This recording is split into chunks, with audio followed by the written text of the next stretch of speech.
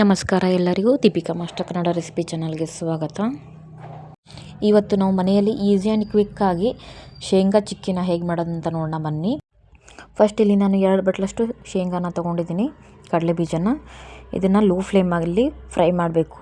Gas ದಪ್ಪ ಇಡಕ್ಕೆ ಹೋಗಬೇಡಿ, ಏನಕ್ಕಂದರೆ ಹೊರಗಡೆ ಸೀದೋಗುತ್ತೆ, ಒಳಗಡೆ ಹಸಿ ಹಸಿ ಆಗಿರುತ್ತೆ. ಸೊ ಅದಕ್ಕೋಸ್ಕರ ಲೋ ಫ್ಲೇಮಲ್ಲಿ ಫ್ರೈ ಮಾಡ್ಕೊಳ್ಳಿ. ನೋಡಿ, ಕಂಪ್ಲೀಟಾಗಿ ಫ್ರೈ ಆದ ತಕ್ಷಣ ಈ ಥರ ಮಾಡಿದ್ರೆ ಸಿಪ್ಪೆ ಸುಲಿಬೇಕು. ಸೊ ಇದನ್ನು ನಾನು ತಣ್ಣಗಾಕಿ ಬಿಡ್ತೀನಿ. ಆಮೇಲೆ ಇನ್ನು ಸೈಡಿಗೆ ಈ ಕಡೆ ಬೆಲ್ಲನ ತರಿಯಾಗಿ ಜಜ್ಕೊಂಡಿದ್ದೀನಿ. ಸೊ ನಾನು 2 ಕಪ್ಪಷ್ಟು ಶೇಂಗಾ ತೊಗೊಂಡ್ರೆ 1 ಕಪ್ಪಷ್ಟು ಬೆಲ್ಲನ ತೊಗೊಂಡಿದ್ದೀನಿ. ಸೊ ನಿಮಗೇನಾದರೂ ಸಿಹಿ ಜಾಸ್ತಿ ಬೇಕಿತ್ತಂದರೆ ನೀವು ಜಾಸ್ತಿ ತೊಗೋಬೋದು, ಅದು ನಿಮ್ಮ ಆಪ್ಷನಲ್ಲು. ನೋಡಿ, ಈ ಕಡೆ ಎಲ್ಲ ತಣ್ಣಗಾಗಿದೆಯಲ್ಲ, ಸಿಪ್ಪೆ ಎಲ್ಲ ತಗೊಂಡಿದ್ದೀನಿ ಫಸ್ಟು. ಇವಾಗ ಇನ್ನೊಂದು ಟ್ರೇಗೆ ನಾನು ತುಪ್ಪನ ಹಾಕ್ಕೊಂಡು ಸವರ್ಕೋತೀನಿ. ಇನ್ನೂ ಚಾನಲ್ ಯಾರೆಲ್ಲ ಸಬ್ಸ್ಕ್ರೈಬ್ ಮಾಡ್ಕೊಂಡಿಲ್ಲ ಅಂತಂದರೆ ಬೇಗ ಸಬ್ಸ್ಕ್ರೈಬ್ ಮಾಡಿಕೊಂಡು ಬೆಲ್ಲೈಕನ್ನ ಪ್ರೆಸ್ ಮಾಡಿ. ಸೊ ನಿಮ್ದೇನಾದರೂ ಒಪಿನಿಯನ್ ಇತ್ತು ಅಂದರೆ ಕಮೆಂಟ್ ಸೆಕ್ಷನಲ್ಲಿ ಕಮೆಂಟ್ ಮಾಡಿ. ಸೊ ವಿಡಿಯೋ ಏನಾದರೂ ಇಷ್ಟ ಆಯಿತು ಅಂತಂದರೆ ಲೈಕ್ ಮಾಡಿ. ನೋಡಿ, ಈ ಥರ ಸವರ್ಕೊಂಡಿದ್ದೀನಿ ಎಲ್ಲ ಕಡೆ. ಇದು ಸವರ್ಬಿಟ್ಟು ನಾನು ಸೈಡಿಗೆ ಇಟ್ಕೊತೀನಿ. ಇವಾಗ ಅದೇ ಪ್ಯಾನ್ಗೆ ಬೆಲ್ಲನ 1 ಕಪ್ ಹಾಕ್ಕೊಂಡಿದ್ದೀನಿ. ಅದಕ್ಕೆ ಸ್ವಲ್ಪ ನೀರು ಆ್ಯಡ್ ಮಾಡ್ತಿದ್ದೀನಿ ಪಾಕ ಮಾಡೋಕ್ಕೋಸ್ಕರ. ಇದು ಆಪ್ಷನಲ್ಲು, ನೀವು ಬೇಕಾದರೆ ಹಾಕ್ಕೊಳ್ಬೋದು, ಇಲ್ಲಾಂದರೆ ಇಲ್ಲ, ಬಟ್ ಹಾಕ್ಕೊಂಡ್ರೆ ಒಳ್ಳೆಯದು. ಓಕೆ, ದೆನ್ ಇದನ್ನು ಚೆನ್ನಾಗಿ ಕರೆಸ್ಕೋತೀನಿ. ಚೆನ್ನಾಗಿದು ಪಾಕ ಆಗೋ ತನಕ ಕರೆಸ್ಕೋಬೇಕು. ನೆಕ್ಸ್ಟ್ ನಾನು ಇದಕ್ಕೆ 1 ಚಿಟಿಕೆಯಷ್ಟು ಸೋಡಾನ ಹಾಕಿದ್ದೀನಿ. ಸೊ ಅದು ಸ್ಕಿಪ್ ಆಗಿದೆ. ನೋಡಿ, ಇದನ್ನು ಆಪ್ಷನಲ್ಲು, ನೀವು ಬೇಕಾದರೆ ಹಾಕೋಬೋದು, ಇಲ್ಲ ಅಂತಂದರೆ ಇಲ್ಲ. ಸೋಡಾ ನಾನು ಹಾಕಿದ್ದೀನಿ.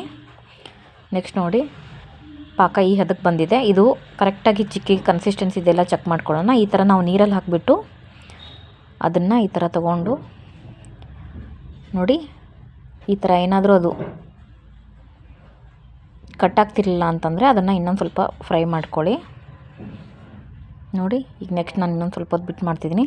ಈ ನೀರಲ್ಲಿ ಹಾಕಿದ್ದೀನಲ್ಲ, ಹಾಕಿದ ತಕ್ಷಣ ಅದನ್ನು ಇನ್ನೊಂದು ಕೈಯಲ್ಲಿ ತೆಗೆದು ಈ ಥರ ಕಟ್ಟಾಗತ್ತೇನಂತ ಚೆಕ್ ಮಾಡ್ಕೊಳ್ಳಿ. ಕಟ್ಟಾಯಿತು ಅಂತಂದರೆ ಪಾಕ ಕನ್ಸಿಸ್ಟೆನ್ಸಿ ಕರೆಕ್ಟಾಗಿದೆ ಅಂತ ಅರ್ಥ. ನೋಡಿ, ಇವಾಗ ಕಟ್ಟಾಗ್ತಿದೆ.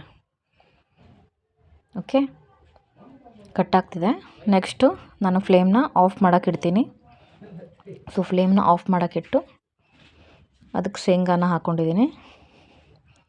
ಅದಕ್ಕೆ ಮತ್ತೆ 1 ಸ್ಪೂನಷ್ಟು ತುಪ್ಪ ಕೂಡ ಆ್ಯಡ್ ಮಾಡ್ತಿದ್ದೀನಿ.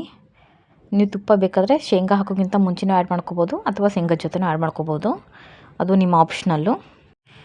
ಇದನ್ನು ಜಾಸ್ತಿ ಚಳಿಗಾಲದಲ್ಲಿ ಮಾಡ್ತಾರೆ ಚಿಕ್ಕಿನ. ಸೊ ನಾವು ಚಿಕ್ಕ ವಯಸ್ಸಲ್ಲೆಲ್ಲ ಅಂಗಡಿಲೆಲ್ಲ ತೊಗೊಂಡ್ಬಂದು ತಿಂತಿದ್ವಿ. ಇವಾಗ ಮನೆಯಲ್ಲೇ ಮಾಡ್ತಿದ್ದೀವಿ. ಸೊ ನಮಗಷ್ಟು ಐಡಿಯಾ ಇರಲಿಲ್ಲ ಮನೆಯಲ್ಲೂ ಮಾಡ್ಬೋದಂತ.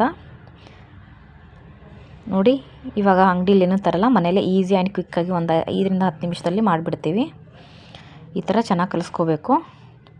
ಇಮಿಡಿಯೇಟಾಗಿ ಇನ್ನೊಂದು ಟ್ರೇಗೆ ಹಾಕ್ಕೊಂಡು ನಾನು ಸವರ್ಕೊಂಡಿದ್ದೀನಿ. ಓಕೆ, ಸವರ್ಕೊಂಡ ತಕ್ಷಣ ಅವಾಗ ಇನ್ನೂ ತಣ್ಣಗಾಗಿರಲ್ಲ, ಬಿಸಿನೇ ಇರುತ್ತೆ. ಆವಾಗಲೇ ಒಂದು ನೈಫಿಂದ ಈ ಥರ ಕಟ್ ಮಾಡ್ಕೊಳ್ಳಿ. ನೋಡಿಕೊಂಡು ನಿಧಾನ ಕಟ್ ಮಾಡ್ಕೋಬೇಕು. ನಿಮ್ಗೆ ಯಾವ ಶೇಪ್ ಬೇಕು ಆ ಥರ. ನಾನು ಸ್ಕ್ವೇರಲ್ಲಿ ಕಟ್ ಮಾಡ್ಕೊತಿದ್ದೀನಿ. ನೋಡಿ, ಈ ಥರ ಕಟ್ ಮಾಡ್ಕೋಬೇಕು. ಸೊ ಇನ್ನೂ ಸಬ್ಸ್ಕ್ರೈಬ್ ಮಾಡದೆ ಹಾಗೆ ನೋಡ್ತಿದ್ರೆ ಪ್ಲೀಸ್ ಸಬ್ಸ್ಕ್ರೈಬ್ ಮಾಡ್ಕೊಳ್ಳಿ ಆ್ಯಂಡ್ ಸಪೋರ್ಟ್ ಮಾಡಿ. ನೋಡಿ, ತುಂಬ ಅಂದರೆ ತುಂಬಾ ಈಸಿ, ಜಾಸ್ತಿ ಏನು ಟೈಮ್ ಹಿಡಿಯಲ್ಲ. ಇವಾಗ ನಾನು ಈ ಕಡೆ ಕಟ್ ಮಾಡ್ಕೊತಿದ್ದೀನಿ. ಅದನ್ನು ತಣ್ಣಗಾದ ತಕ್ಷಣ ನಾನು ತೆಗೆದಿದ್ದೀನಿ. ನೋಡಿ, ಕಂಪ್ಲೀಟಾಗಿ ನಮ್ಮ ಮನೆಯಲ್ಲಿ ಈಸಿ ಆ್ಯಂಡ್ ಕ್ವಿಕ್ಕಾಗಿ ಶೇಂಗಾ ಚಿಕ್ಕಿನ ಮಾಡಿದ್ದೀನಿ. ಸೊ ನೀವು ಕೂಡ ಒಂದು ಸತಿ ಟ್ರೈ ಮಾಡಿ ನೋಡಿ, ನಿಮಗೂ ಕೂಡ ಇಷ್ಟ ಆಗ್ಬೋದು. ನನಗಂತೂ ತುಂಬ ಇಷ್ಟ ಆಗುತ್ತೆ.